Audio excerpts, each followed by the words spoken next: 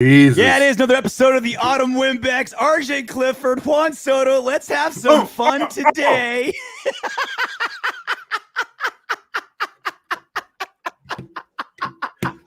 Nothing makes this sweeter. I can't believe it. I almost died twice. RJ, you muted yourself, you dill hole. RJ, you muted yourself. Dude, I can't.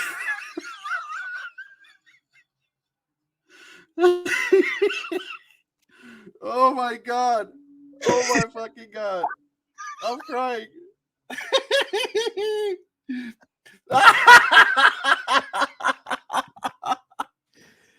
I can't believe what just fucking happened. Nothing. Hold on. My mic unplugged. I flipped out so much my mic broke. No, I can hear you. My headset broke. I can't hear a thing. You carry the show. The only thing sweeter than us making it to the playoffs is us knocking off those bitch ass fucking Chargers. Okay. You understand what I'm saying? I hate the Chargers. I hate them so much because here in Long Beach, before the Chargers moved to LA, everybody wanted to be a fucking Charger fan. Couldn't name 3 people on the goddamn team. All right? I hate the fucking Chargers. And all the freaking people that I know that have been Charger fans for a long time is because they're fucking pussies and they're too afraid to be Raider fans. That's the reason why. You know what I'm saying? Fucking Carlson will bomb on you. Dude, fucking Derek Carr number 4 gonna make sure all your playoff dreams don't grow. Fucking bitch ass Chargers. I can't believe what I just saw. I don't believe with my 2 eyes what I just saw. I'm angry right now. I'm angry at all those punk ass Charger fans. I'm fucking angry. That's what you get. That's what you get. We could have easily taken a knee after Josh Jacobs got that final first down in the last drive of overtime. Taken a knee and kicked out the Steelers and let in the Chargers. But Rich Bisaccia, in all of his wisdom, said, no, we'd rather let Big Ben get one more shot in the playoffs and kick out those bitch-ass Chargers and keep them from going to the postseason, as opposed to letting the Steelers go.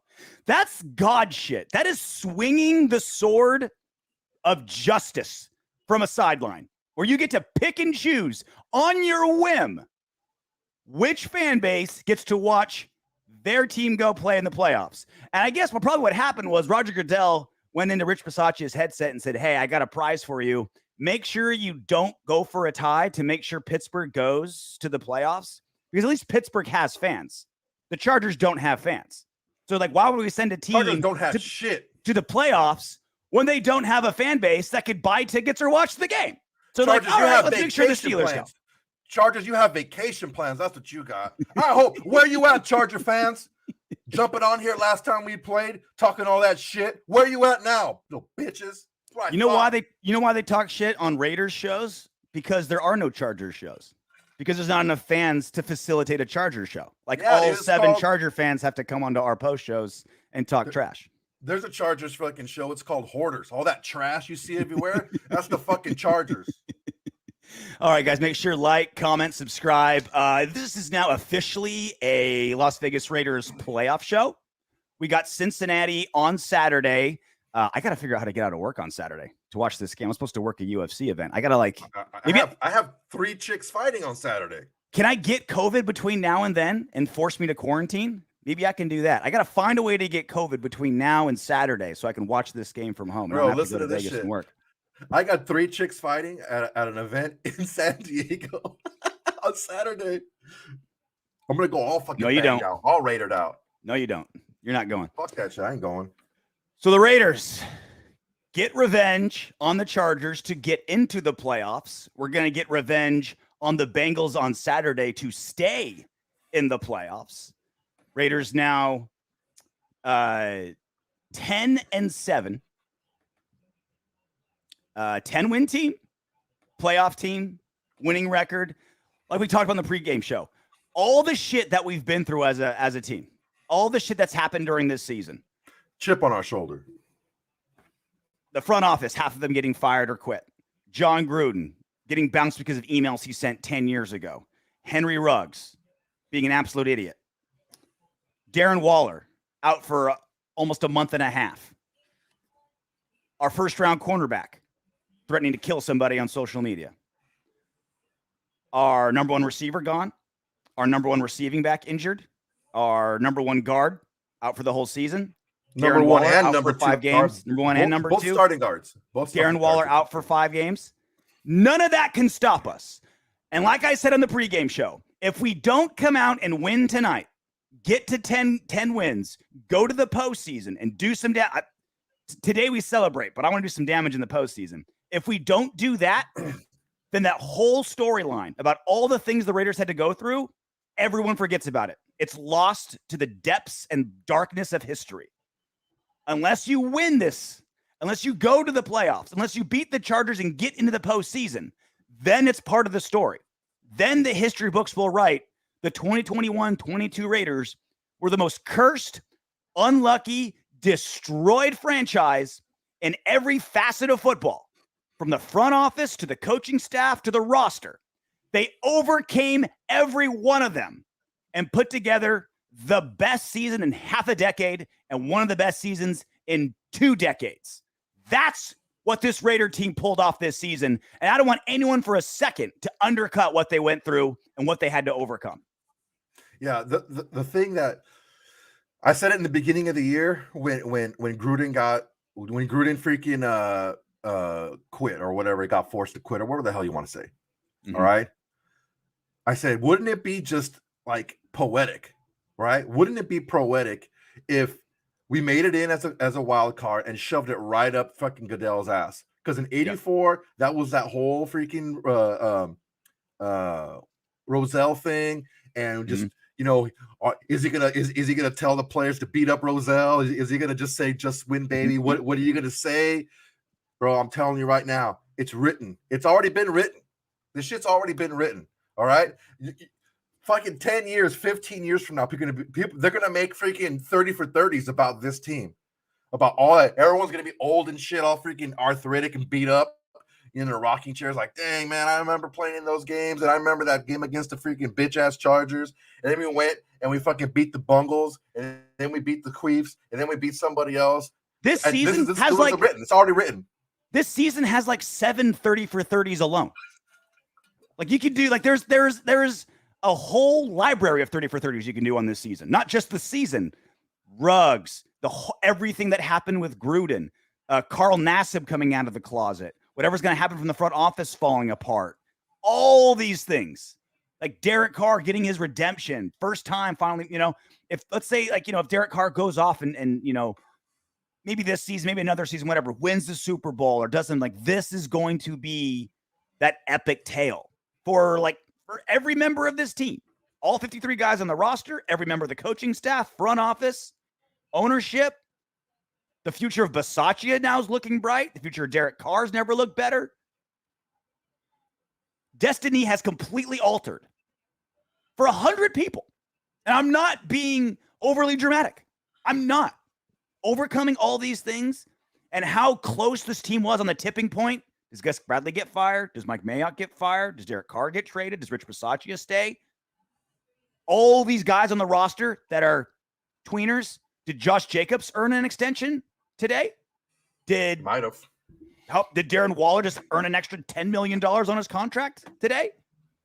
Did Hunter Renfrow make him? Foster Moreau earned a little something today. There were so many people. How about this? Rich Bisaccia, coach of the year. How many coaches had to overcome this?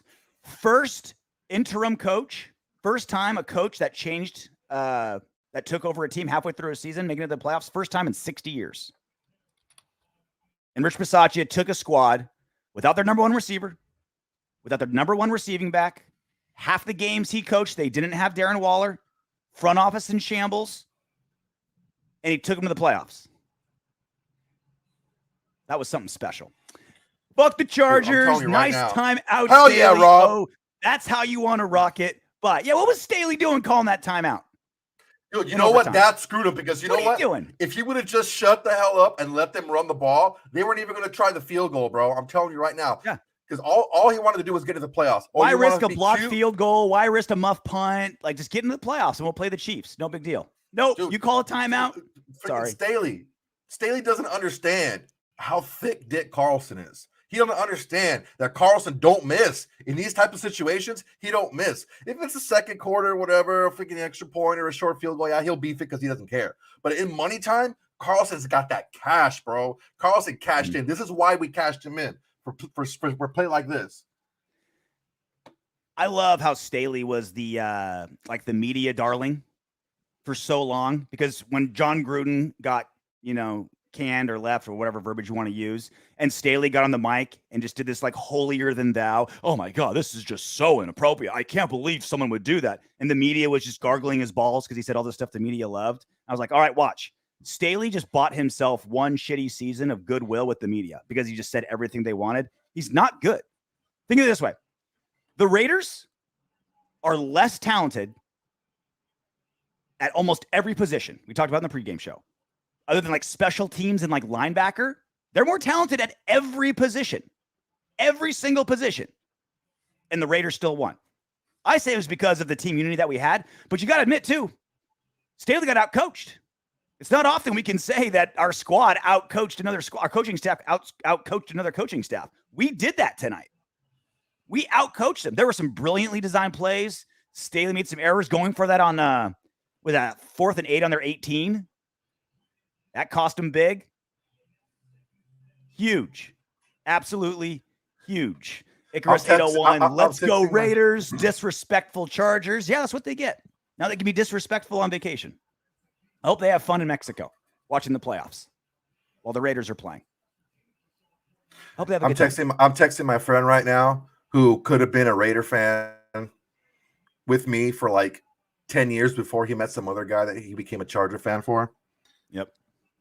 Hunter Renfrow, couple big spots here. Hunter Renfrow has the most receptions by a Raiders receiver today, all time. Passed up Jerry Rice, Tim Brown, still behind Waller on total receptions, but for receiver.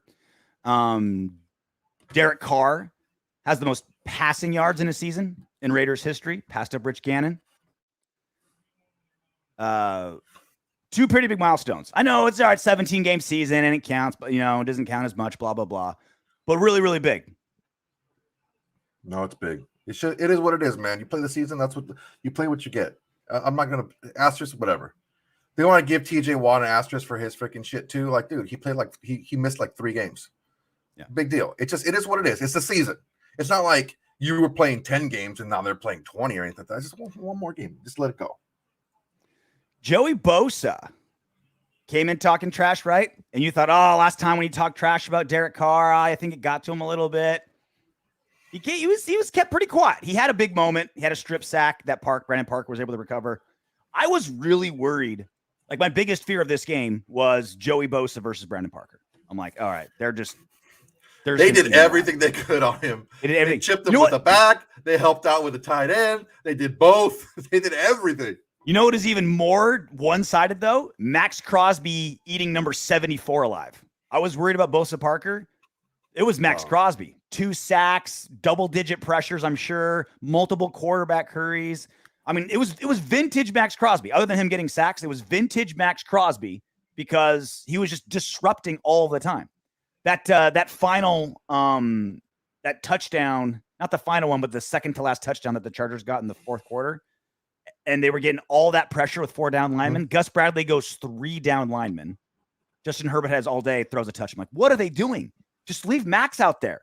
Just bombarding. Just giant broadsword. Just ripping tackles apart. I love how they started putting him at defensive tackle, so they couldn't chip him and they couldn't do that stuff. Like, he was one-on-one with the guards.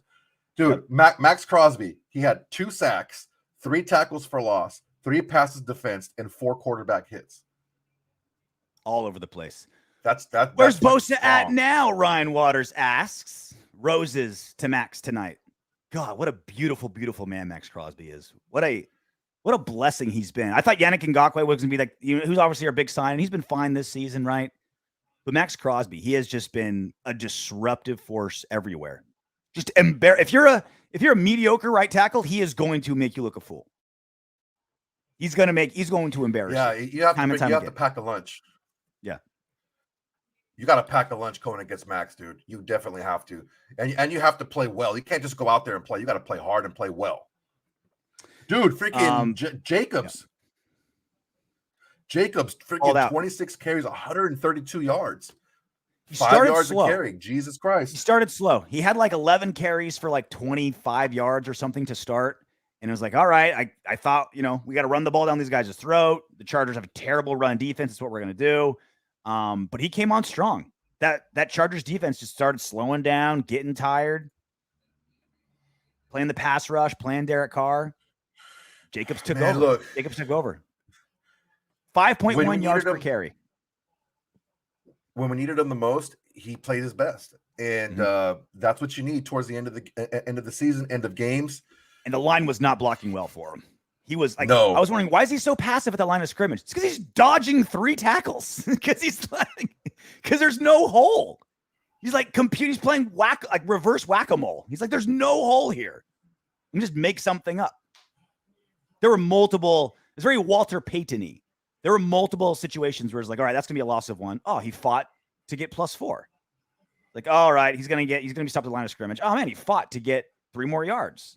There was so many plays like that, so many runs where he was just turning something into nothing. And then he had some big runs too, multiple 10-yarders, first downs. How about Casey Hayes? Mr. Almost always getting interceptions. He finally got an interception. He's had so many interceptions bounce off his fingers or just be so close, or Trevon Moore going to knock it out of his hands. Finally got his pick. Dude, man, it's crazy how now these Raiders are going to be looked at differently now. They're going to be looked at as a team who can make shit happen. I know my internet's pretty wacky right now because I think I knocked my shit over when I was running around my apartment. I understand. I had to put your dick away eventually. Dude, it was like a Godzilla's tail just knocking everything over. Yeah, little army men. Come on. Bro, they were still knocking shit over. You were knocking over. It just Patrick Claiborne said Daniel Carson doesn't care about our feelings. He was put on earth to do one thing. Hurt Chargers. So great. To hurt Chargers. Look, the narrative of this team is different now. It's completely different. The narrative of this team, the narrative of this season is completely different. No one's going to focus on the off the field stuff and what happened to this team. They're going to focus on what this team was able to accomplish. That's the big thing. That's how you switch in the entire organization. That's how you switch the culture of an organization, is you go out there and you perform. We went out there and performed. No one was going to care about anything that we went through this year if you don't win the game. We went out there. It was ugly at times. It was beautiful at times, but we still won the game. We're in the playoffs. We've been in the playoffs for a month already. We just had to keep winning. Just keep winning the next one. Just keep going. Was that 4 in a row? I think we were underdogs in 4 straight games, 4-game win streak, longest win streak in the AFC. We're taking all that momentum into Cincinnati on Saturday. Rob Rader, love what I saw from Quentin Jefferson. He looked dominant. Crosby is a beast. Hope Phelan is okay. Absolutely. I would love to see him back next year. Yeah. I think obviously, dude. Well, it didn't look it didn't look bad. I'm telling you, I know exactly what to look for because I know what leg he was grabbing. When he went to jump, you could see his knee like pop out. It twisted. It twisted. It could be a sprain. It popped straight out. Oh no, dude. Oh, I don't know. I'll rewatch it. A sprain. They're gonna put him on the cart. Did you see his face? Yeah. I don't know, man. Dude, I think hey, you could be right. I was there. Right. I was totally there. Right. I was there when you got your knee kicked and during sparring, and it jacked up your knee pretty bad. But you were able to limp off the mat. Phelan wasn't moving on that leg. I'm also not 320 pounds. You're getting there. That knee, right? Not for lack of trying. Defensive line. Again, it's a standard issue. Gus Bradley defense. Defensive line has to ball out. got to get pressure on the quarterback, got to be disruptive in the backfield, got to make running backs change their patterns because everyone else is just playing soft. Everyone else is playing keep everything in front of you, don't let big plays happen. And that's more or less what happened today. I mean, other than those last like fourth quarter drives, like just multiple fourth and longs that they were getting, like that's basically what we played, right? Just good pressure with the D linemen, keep everything in front of you. But look, in all fairness, Justin Herbert and that offense, look, Mike Williams, no joke. Austin Eckler, no joke. They're running a good offense. And look, they still scored 32 points, but we scored 35. You only have to say one name, and that's fucking Justin Herbert. That kid is the fucking truth. That kid is going to win a lot of football games in his career, barring injury, God forbid. That kid is he's special. He looked shook. I told you in the beginning of the game when the Raiders ran on the field and everything, I'm like, Justin Herbert looks shook. Like he looks like this game's kind of big for him. He grew up a lot this season, and not just because his acne cleared up. In this game, he grew up because they were not playing well in the first half. And they kind of lucked into a couple of plays and this and that. Like, oh, they didn't look very good. And then we had that 15-point lead. It was like 4 minutes left. Dude, he got, I mean, what was he like? What'd you say? 6 for 7 on fourth down? 6 for 7 on fourth downs for like over 100 yards and a touchdown. He's the kid's the truth, man. What do you want to do? And guess what? And running for his life most of the time. Half those pockets, he was almost going down. He's like Derek Carr and Herbert both had to like run for their life in those pockets today.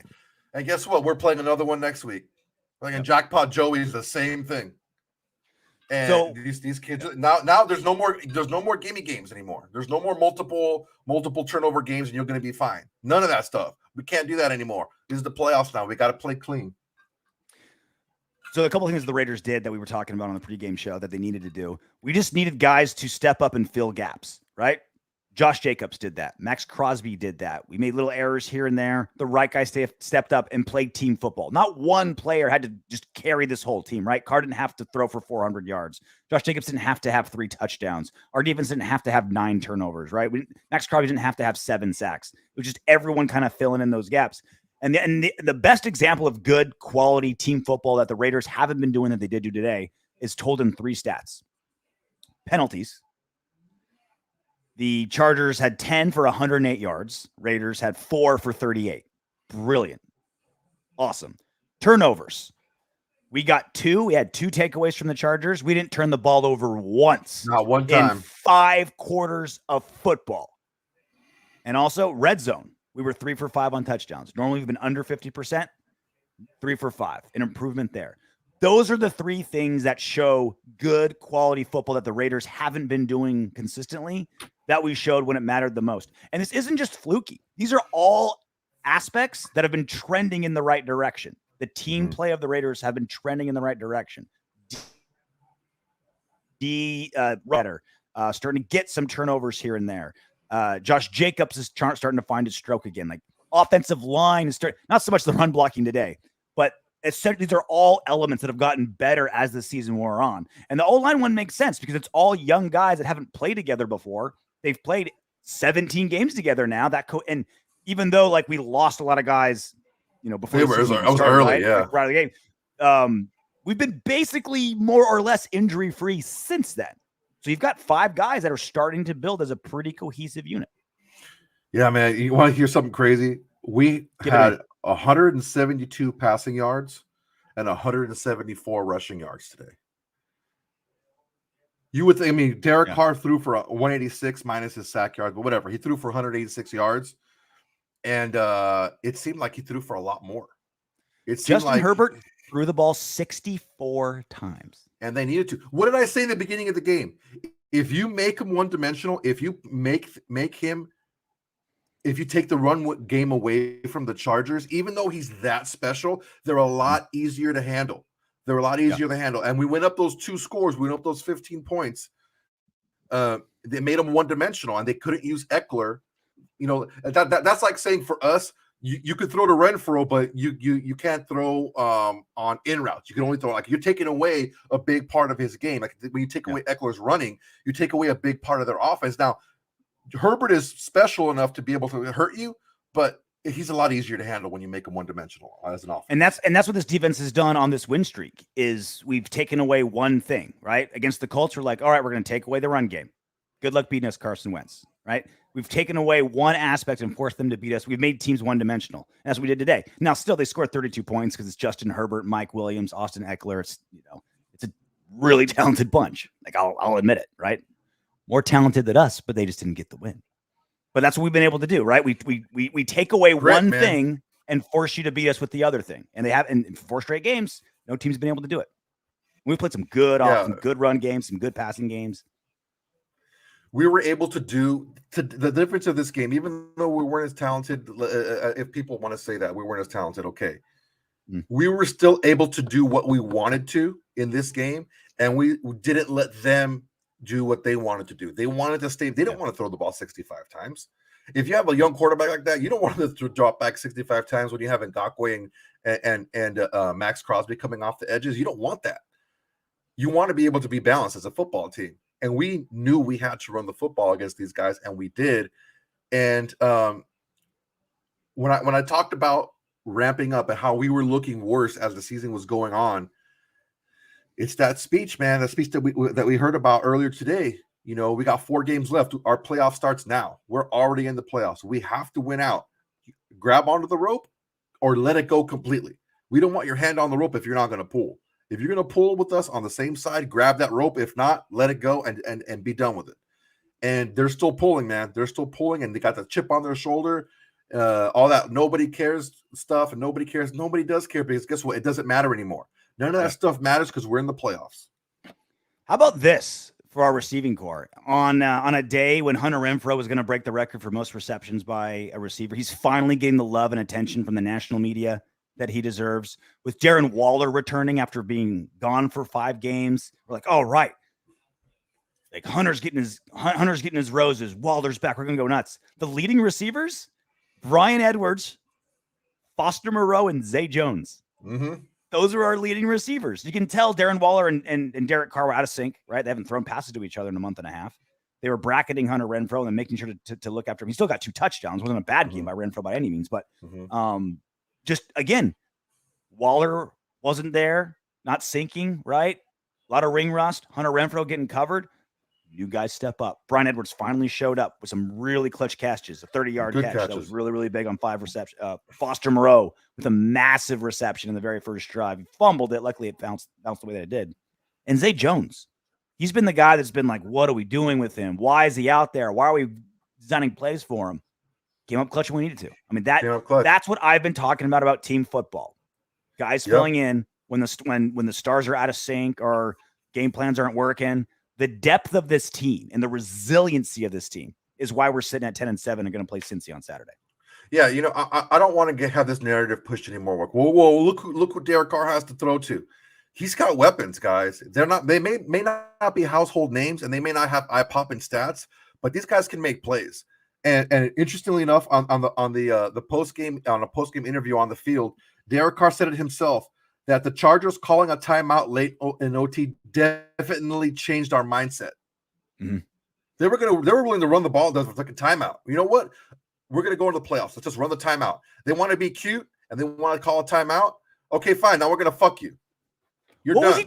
What was Staley thinking? Like, what was his mindset? Staley didn't want it. Look, if Staley would have stopped them, even if they would have kicked the field goal, they would have had like 25-ish seconds left on the clock with like one timeout. Okay, that's what he was thinking. Even if they do kick a field goal, a long field goal, we're still going to have enough time to throw the ball down the fieldish and have a chance to tie it. That's what he's thinking because he knows that. But he was banking on that we were going to try to kick a field goal regardless. Mm-hmm. But it sounds like we weren't. And that first down run by Jacobs, he gained maybe about 15, 16 yards on that last run.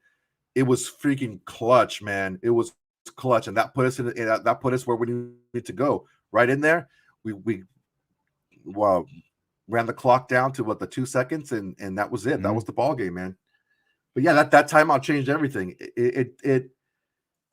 It's almost like it seemed like, and I hated, and I would have hated this if this happened. If we kind of looked over and been like, all right, we're both in. Let's just freaking play. Let's just kick punt mulligan and try it again next. I would have no problem with it. Zero issues. I would whatsoever. None. It's a mindset thing, whatsoever. man. It's a mindset thing. You need to this put us in a better mindset moving forward. Is that we want to get into the game. We didn't back in.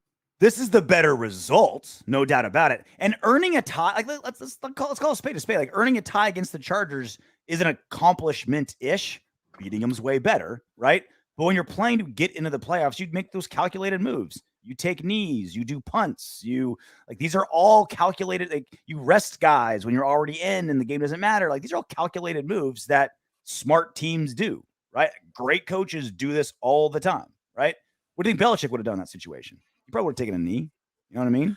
Yeah. Nick Saban would have taken a knee in those situations, right? These are all guys that are just like, just get to the show. Let's just do it, right? And again, love this result more, right? And everything you said was true, right? This Raiders team's jacked. I hope they're just not exhausted from this, right? I'm exhausted from this. I feel like I'm going to wake up tomorrow with a hangover. I didn't even drink today. Seriously, like that was the most nerve-wracking. I lost probably 7 pounds. Just nervous energy and sweating in my lazy boy watching this game. I can't imagine how Max Crosby feels right now. Dude, my heart was pounding out of my chest. I didn't think I was going to make it. I was texting you guys so fast. It's like every time I text you guys, I had to delete it all because nothing made sense. It was like just misspelled words and all kinds of crap. So I just like, you know what? I'm just going to put my phone down, turn it upside down, put it down. And I was just pacing back and forth, rubbing a freaking hole in my carpet. Speaking of rubbing, how hard is Ben Roethlisberger just violently masturbating right now to that final kickoff? He's like looking into Daniel Carlson's baby blues and just like, oh, thank you, kicker. Oh, yeah. Oh, that was beautiful. Thanks for letting me get back in the playoffs. Thank you so much. Good, man. Good. I don't care. I'm not even thinking about that. I can give a shit. All I care about is getting that one back from the Bengals, man. That's it. Getting that one back from the Bengals. We were within striking distance, and we threw a pick six, then fumbled, and they scored. They made it look ugly late. It really wasn't that. It was a lot closer than that score looked. They turned 2 late turnovers into touchdowns within honestly 2 minutes. So I'd much rather have the Steelers in the playoffs than the Chargers. If it by a miracle we end up playing the Steelers, I'd much rather freaking play the Bengals than the freaking Chiefs. I'll tell you that. Oh yeah, dude. If I had to pick any team to play, like any of the 4 division winners, it would have been either Bills or Bengals for sure. I do want to stay the hell away from the Patriots. We're the 5th seed. Yeah, we're the 5th. We're the number 1 wild card team. We didn't squeak into the freaking. You know what I'm saying? Yeah. Ryan, if you would have passed some of those diamonds, I would have freaking put some earrings. I would have made some earrings out of those motherfuckers. It's like, oh, are those blood diamonds? No, those are butthole diamonds. Even more rare. These are sphincter diamonds. Don't even trip. They were made organically with the pressure that Raiders fans have to go to. Seriously, like this fan base, best fucking fan base in sports. The shit that this franchise has put us through the last 20 years. And that's even saying like last 20 years, like 20 years we won the Super Bowl. We had one of the most heartbreaking Super Bowl losses 20 years ago. Rich Gannon threw 5 interceptions that entire season, threw 5 interceptions in the Super Bowl, right? Like that was a kick in the dick that I still feel to this. I still have half an octave higher in voice from the kick in the dick that Tampa Bay Buccaneers Super Bowl in San Diego gave me. Dude, if I ever see Joe Bugle, I'm fucking ripping a ball off. Mm-hmm. He fucking tanked that game, dude. He fucking tanked that game. There's so often you hear people like kiss the ass of fan bases. Oh, the Steelers have such a great fan base. The Patriots such a great fan base. No, you've got fair weather fans on winning franchises. It's so easy to show up when your team wins the division every year and you're going to the playoffs every day. Like, oh yeah, I root for them all the time. Yeah, because they win, 3/4 of their games. How about these Raider fans that have stuck around for decades just for these moments and sitting through like the 2 decades of being a Raider fan and the stress you've gone through, the stress of this season that we've gone through, and to cap it all off, the stress of that game. Look, man, here's our moment to shine, guys, because whenever someone thinks of a Raider fan, oh, you're a criminal. Oh, you're an asshole. Oh, you're this. Oh, that's what people think about us. That's who people think we are. Just because we look a certain way and we're passionate about our team, that's what people think about us. But and you know what I really hate, especially when like people teams like New England or Pittsburgh and shit like that. Oh, this franchise, they play the game the right way. Like we're playing it the wrong way. Like what's I don't understand that. Maybe it's this whole narrative that they're so holier than thou and they do everything right. No, it's not. It's not the case. This team was a freaking dumpster fire before they got Ben Roethlisberger, and you know. Another person I'm gonna freaking bitch slap when I see him is freaking Chris Collinsworth. He was just gargling freaking Herbert the entire game. Didn't say anything about freaking Carr. Everything, dude. Freaking, they were trying to jinx Carlson. He's never missed in the stadium. He's never missed in the stadium. Yeah. Al Michaels, but dude, the whole and you said it before yourself. Everybody's trying to freaking talk. We're winning the game by 15 points, and they're still doing little cutaways of the Chargers. There's no cutaways of the Raiders. There's no mention, if not in the first quarter, of John Madden and how this would be great for the Raiders and all this stuff. Towards the very end of the game, after they won, they started talking about, oh, now they're the freaking darlings. You know what? Fuck you. We don't need your freaking sympathy. We don't need any of that stuff. You want to jump on it because it's a good story, but Collinsworth, suck my dick. I just imagine Roger Goodell being so pissed right now. It's like, oh man, these Raiders are in that giant SoFi Stadium. We're trying to get them a fan base. No one gives a shit about them. They're in LA where no one cares about them even less. These Raiders are such a pain in my ass. They never just get in line and do what I say. Bam, 5th seed, playoffs. In your face, clown. I'm telling you, we're gonna do it. You know what? I hope Mark Davis freaking calls that green light on freaking Goodell. He freaking cashes in that green light. That's what I want. When we hold up that freaking Lombardi trophy, hey, football hating pussy, and everyone just jumps on freaking Goodell and just kicks the shit out of him. Literally kicks him until he shits himself. That'd be so sweet. That's medically possible. We've seen it. Kick somebody till poop actually comes out of them. I can't think of a better guy to have that happen to.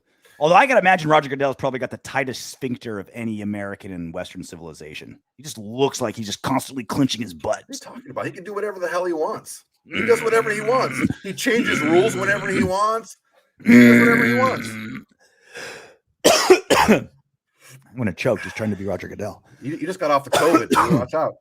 Oh, man. Raiders 35, Chargers 32. We'll go over the good, the bad, and the ugly this week. We'll go over the many errors the Raiders had, giving up all those 4th and longs. Trust me, there'll be plenty of time to go over all the errors that the Raiders had. Today is a celebration. Not tonight. Tonight's about getting that crystal, making it rain, spraying it on your chick, spraying it in the air. That's what tonight's about. My brother got me a bottle of hand cereal numbered mezcal, and he got me like mezcal shot glasses with that the freaking mezcal ground up worm salt. Mm-hmm. Oh, I'm gonna freaking drink that shit tonight. I'm gonna see the future. Watch.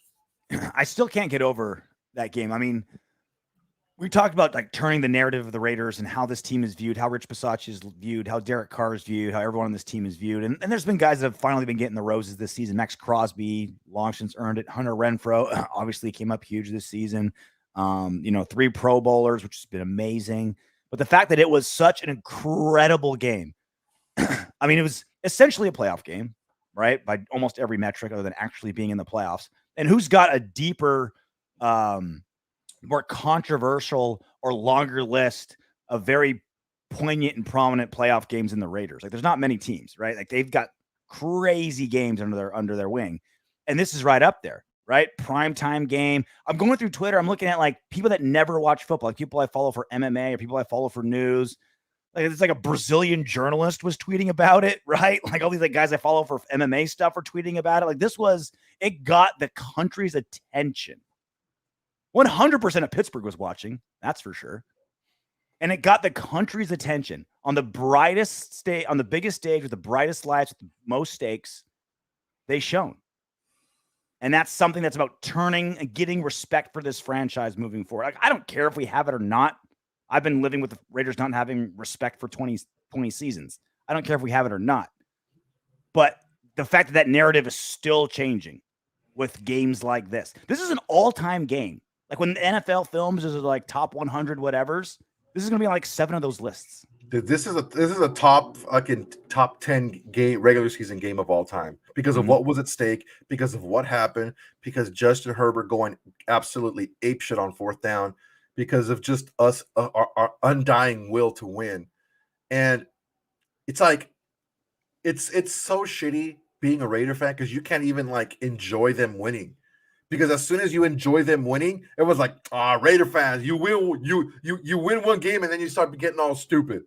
It's like, dude, that's what every freaking team does. When every freaking fan from another team, when they win, they post stuff and they jump up and down and they're happy. Well, we can't do that. Why? Because we're the Raiders and you don't like us? We have four. What? We got more of us. Overtime. Like, those are the games you lose your mind over. 4-0 in overtime. 4-0 in overtime. The whole country was going nuts.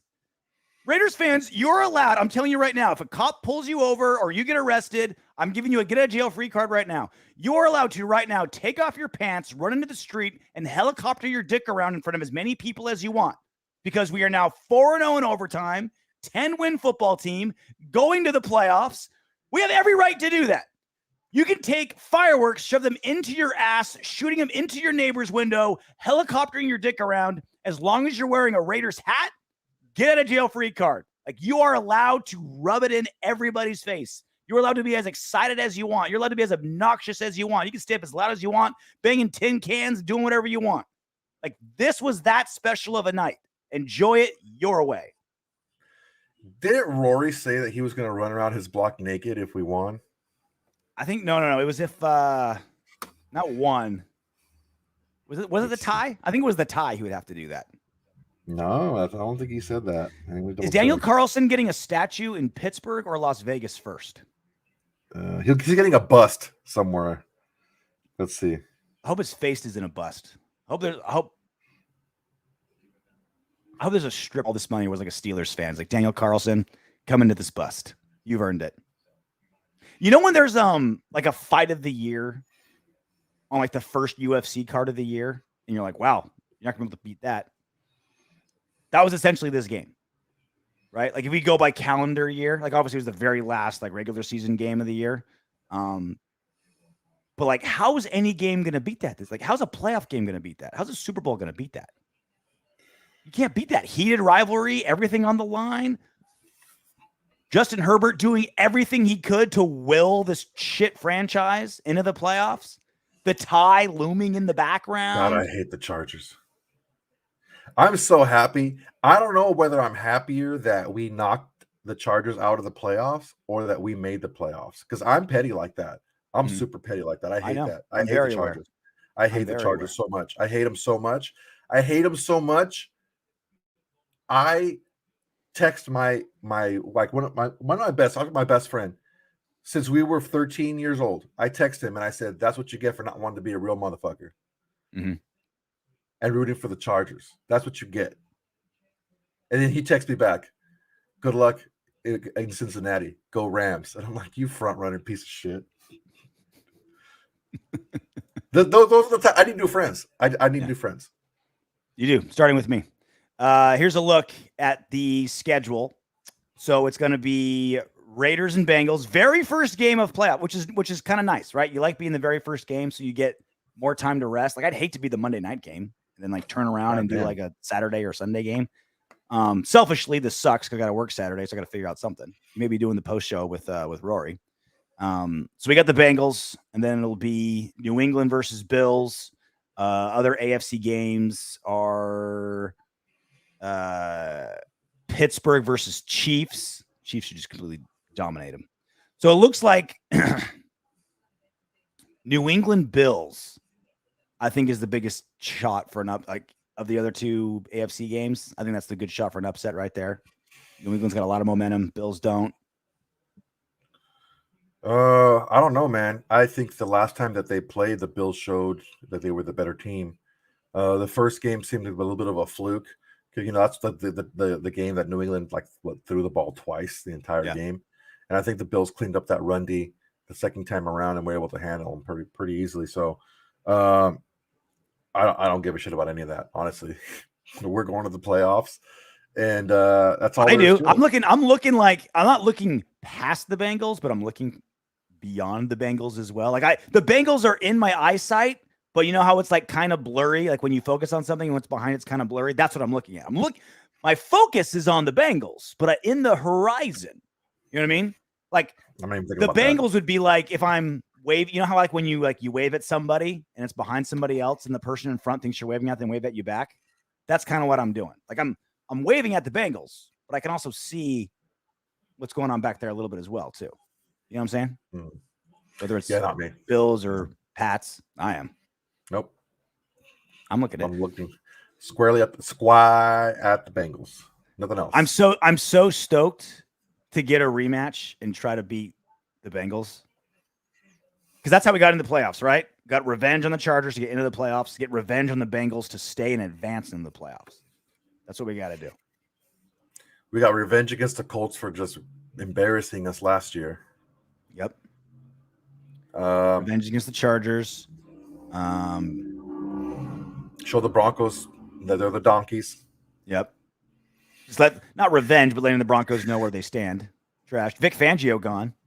Yeah. Someone's going to have a great defensive coordinator. As long as they just don't have a quarterback, we'll just keep bitching him around. What happened with Vic? No problem. The other Vic. What happened to that the tweet that he had last night? Which Vic? Bossignori, remember? He said that he was Vincent Bossignori. Yeah, pay attention to big news this morning that never came. I don't know. Clickbait. Yep. Paid attention to nothing. Thanks, Vincent. Thanks a lot for nothing. How about Rich? Let's really consider, like, not just the adrenaline pumping through my veins and the fact that I've been erect for 7 hours. But let's like legitimately look at Rich Bisaccia as coach of the year. Took over. You never take over teams that are in the playoff hunt and winning records, right? Interim coaches come in for franchises that are kaput. You come in because the coach is fired because they suck. He took over a team that was 5-2.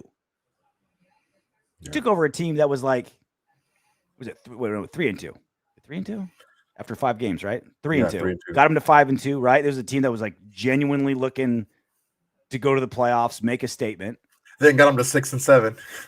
Got him to 6-7, and then went on a 4-game win streak and got us to 10-7, right?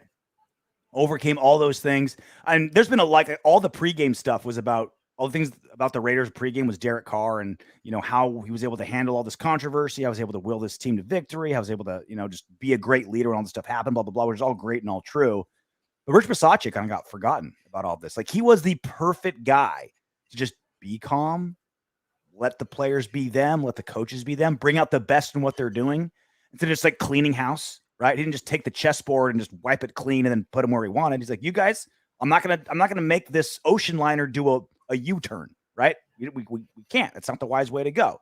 He's not power hungry. He doesn't have an ego. He didn't want the team to be his. Like, that wasn't important to him. Just being calm, inspire everybody, keep things going in the right direction. It's beautiful. It's exactly what this team needed. And now 10-7 in a franchise that hasn't been to the playoffs in half a decade with one of the most amazing late season surges we've seen in a long time.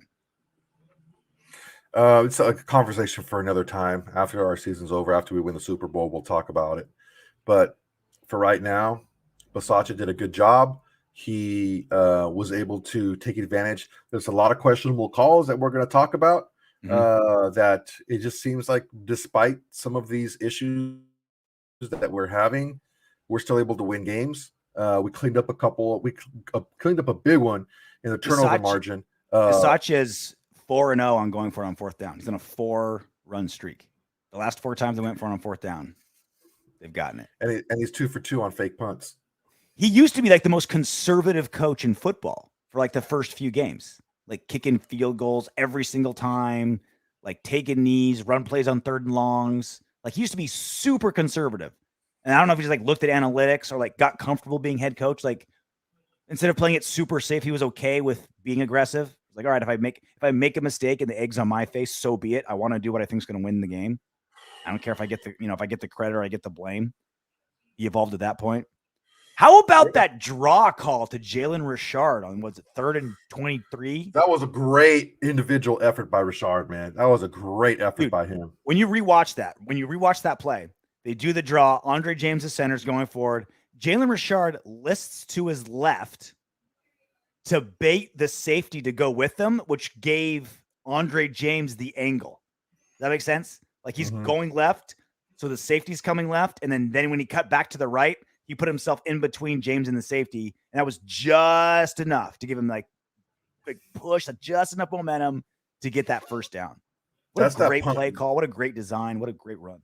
That's that punt return experience that he has, setting up blocks, setting up defenders to get into blocks.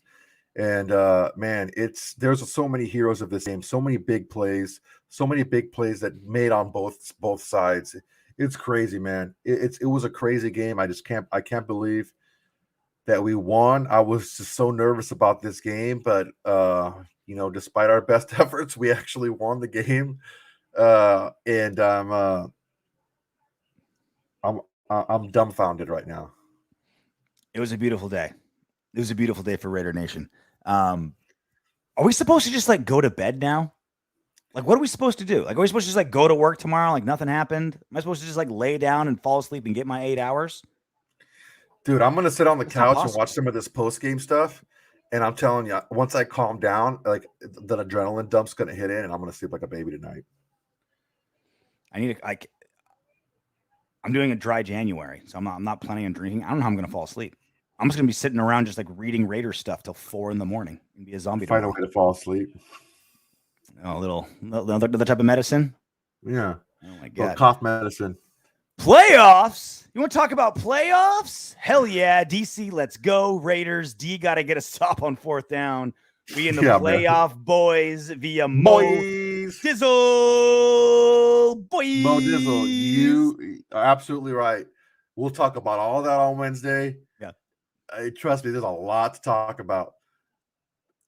The issue is handling that success. There are no surprises in the playoffs now. Everyone's in there because they've won a lot of games, especially in the AFC. You had to win double-digit games to get in, and we're one of the best. We're the best team not to win their division, and I'm telling you right now, it's not something that's going to go unnoticed by other teams.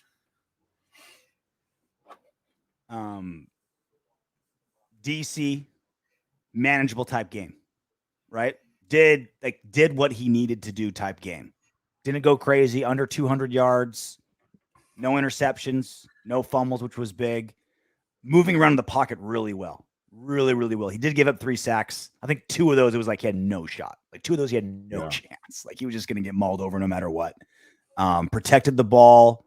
Not even really a lot of dangerous passes, really. 1 or 2, but not a lot of dangerous passes. That last pass to Zay Jones, that thing was off the wrong hash. Yep. Smallest little window you can think of. Put it right in there. Zay Jones had nothing to do with catch it. Excellent throw. I think Derek Carr's X-Men power is drawing pass interferences. It's uncanny. It's unbelievable how he's able to just see like, all right, that safety's super handsy on Zay right now. I'm just going to throw it. Off my back foot, falling down, one eye closed. Flag, spot a foul, flag. That's a gift. I don't know. I genuinely wonder if that's something that he practices or drills, like looking to see if a guy's getting like molested and just throwing there right away, like as he's running for his life. DC, do not cut your hair. Do not cut your beard. You got that big, huge poof hair going. Don't cut those beautiful eyelashes. Don't get a haircut all the way through the end of the Super Bowl when we win. That's where your superpowers lie. So hypothetical, get crazy with me, all right? Go into Fantasyland. Grab my hand. Let's walk around Candyland for a minute here. What's the best possible scenario for the playoffs to pan out for you? Like if you can pick how the playoffs go, what would it be? We beat Cincy, obviously. Okay, yeah. Right? Let me take a look at this shit. Let me take a look at these standings. So we crushed Cincy, and so we'll be 5, taking on most likely the Bills, right? The 3. Yeah. right? Yeah. We go to the Bills. Or you know what? or if New England no. Or if New England upsets them, then we'd be what? No. We take on the we take on New England. We're the New winner England's of gonna that be one. New England's gonna be the 6th seed. Correct. So we take on the 2 They seed. don't reseed, right? We take the they do. They reseed. It's not a bracket. They reseed. Mm. So we would go to the Chiefs. Maybe that's even better. Maybe we have New England beats the Bills.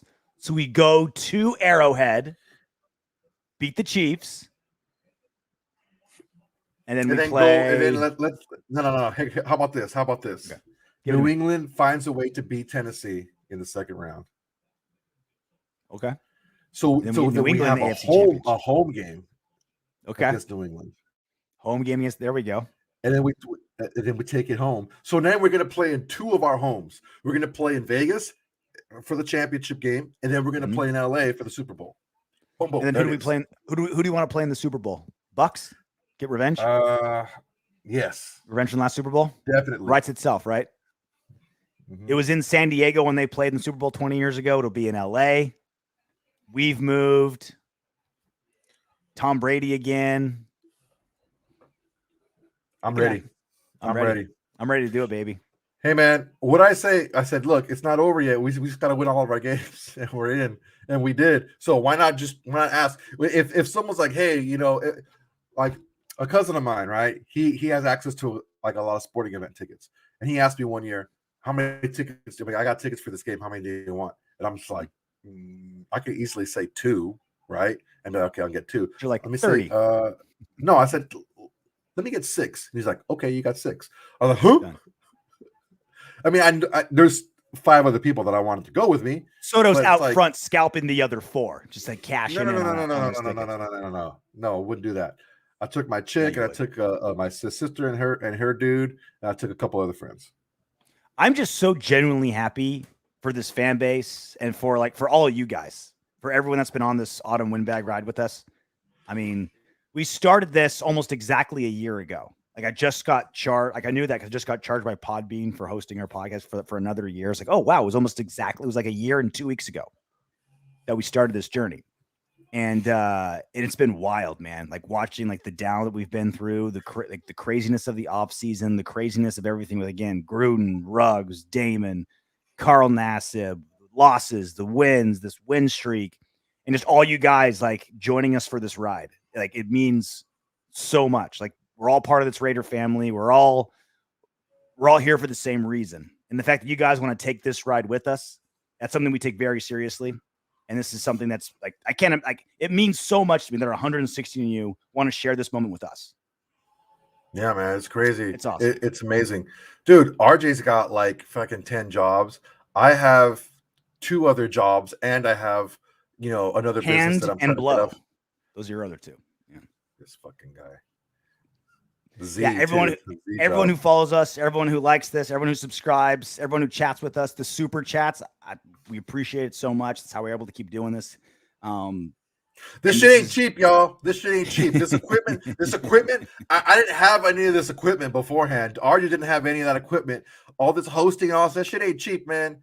And we appreciate every single like, every single subscribe. When you tell somebody about us, that's how you can help out. You don't have to super chat us. You don't have to, do any of that stuff and give us money you don't have to do that. All you got to do is just like, subscribe, hit your notification buttons, and just tell your friends, tell your family, hey, these 2 guys are Raider fans. They're pretty chill. They're just regular dudes. And just show support, man. That's how you can support us. That's how you can keep this going for Raider Nation. Everybody out there, we appreciate you, man. Just if you don't have the means to super chat, if you don't have the means to do any of that stuff, like and subscribe and tell one person and have them tell somebody. Just spread it along. We'll spread that way. The Autumn Windbags got started because you, me, and Rory have been on the same Raider text chain for 7 years now, and we said, you know what? I want to share this with other Raider fans. I want to instead of me just like whipping out my phone and showing other Raider fans the shit that we say to each other, the dumbass dick and fart jokes and the analysis that we have. Like, I want to share. I want to share this with other Raider fans. I just want other Raider fans to experience these wins and losses in these seasons the way that we do with us, and that's what this is. So happy you guys are along with us for the ride. The best has yet to come. Like where the are you fun guys? parts. Where are you? Yeah. The Guys fun at home, we're like you. The fun part is beginning now. Thank you, Edgar Bonilla. We really appreciate it. Bonilla. We've been through a lot. Bonilla. What the hell? Bonilla? Bonilla. Vanilla? This fucking guy. I was you know thinking who like Bobby Bonilla is? The vanilla wafers. Edgar No, Vanilla Bonilla. Edgar Bonilla. Edgar, we appreciate you, man. Just keep it going, bro. Keep it going. Tell all your Raider friends. Anyone you see on the street, hey man, you listen to the Autumn Windbags. Just spread the word, man, because we do it. We the more money that we can bring in, we're gonna put it into doing more things for you guys, getting better guests, better production, doing more things, doing more shows. We're not here to get rich off. We're not some freaking Instagram chick trying to get rich off of this thing. We're just trying to put better. Soto's got an OnlyFans for that. That's his job. This is the passion project. It's all about that eye contact, slow jerk. The eye contact is the key. What did I text you today, Soto? My goal 1 year from now. For the playoffs next year. Our own studio. I'm gonna build our own studio. We're gonna do a live. I'm not gonna just do it in my office, right? With like all my my clothes and like random Raider shit just in the back. Like we're gonna build a Raider studio 1 year from now for the playoffs next year. We will do the shows live in the same actual studio together. Like crank this up a notch. Give you guys the production that you deserve. Have the game there on the screen, watching it. Even do a watch along. If you want to do watch alongs, I think that was an idea that I had earlier this year. You guys are going to be coming to the studio with us. Like we're going to have fans in there with like all you guys are going to be able to come if you want to, if you're in town. That's what we're trying to do. Is just build the community. And it feels great when we're starting to build this thing and the Raiders deliver the way that they do. Like it just injects so much energy into everything that's going on. Again, thank you guys so much. Like, comment, subscribe. Do whatever you can to support us if you can. If not, just watch and enjoy the show. Just tell somebody. That's tell you see somebody with a Raider shirt on or a Raider hat or something. Just say, hey man, let's subscribe to the Autumn Windbags, man. I'm telling you, it'll go a long way. So obviously, we are in full DEFCON 1 this week when it comes to content. We'll have obviously a big regular Wednesday show. We'll get an awesome guest for the playoffs.